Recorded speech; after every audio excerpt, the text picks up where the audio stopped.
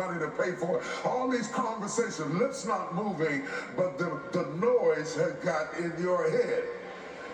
Now, Elijah is functioning in the midst of noise. He performs miracles in the midst of noise. He performs the power of God in the midst of noise, and the fire fell down. But it became very difficult for him to continue to function in noise. And I want to challenge you this morning to stop the noise. I am just now realizing that just because my phone rings, now, my wife should really preach this because she has no problem with it. But just because my phone rings doesn't mean I have to stop everything and answer it. And I'm learning how to go through look at the phone and see who it is and see if I feel like dealing with that kind of energy right now.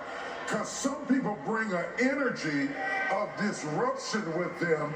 It's not that you don't like them, but they just have so much drama that you got to be in the mood to say yes to that phone call. And sometimes it's not the right time to have that noise. Is it just me, or is there somebody else that's dealing with a noisy environment? And it takes its toll on you. It creates stress. Stress is a silent killer. Stress affects your mind and your emotions. Stress affects your body and your organs. Stress affects your blood pressure and your blood sugar. Stress affects everything about you. Stress is a silent killer. It creates things like anxiety. It creates all kinds of anxiety. Anxiety is to be anxious about something that hasn't even happened. To worry about the possibility, to have faith in negativity, to believe, to rehearse in your mind, what if this happens and what if that happens? And it's coming from the noise, it's coming from the noise, it's coming from the noise, because the enemy knows that if you ever focus, you're going to be unstoppable.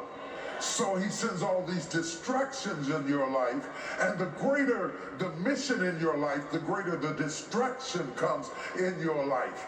Now, Elijah has already called fire down from heaven. He has taken the prophets of Baal down to the sea and drowned them and buried them in the sea. It was bloody, it was noisy, it was loud, it was messy, and now we're finding him not on the first trip, which is often preached about, but now he's on his second trip. He goes back to the place where he last experienced God. Whenever you're under attack, go back to the place where you last experienced God.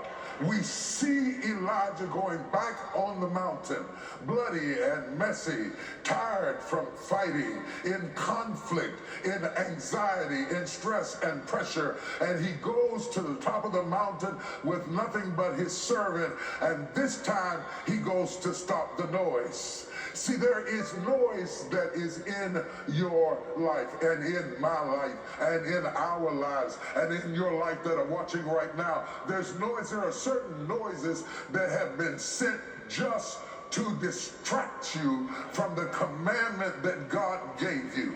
Because when there is noise in your life, it becomes more and more difficult to discern exactly what God is saying, because you got so much noise going around you that you can't tell what is God and what is not God. You can't tell whether you should go right or whether you should go left. You can't tell whether this is a friend or a foe. You can't tell whether this is an enemy or a friend. You can't tell whether you should fight or be still. You can't tell whether to be quiet or not. And then all of a sudden you gotta stop.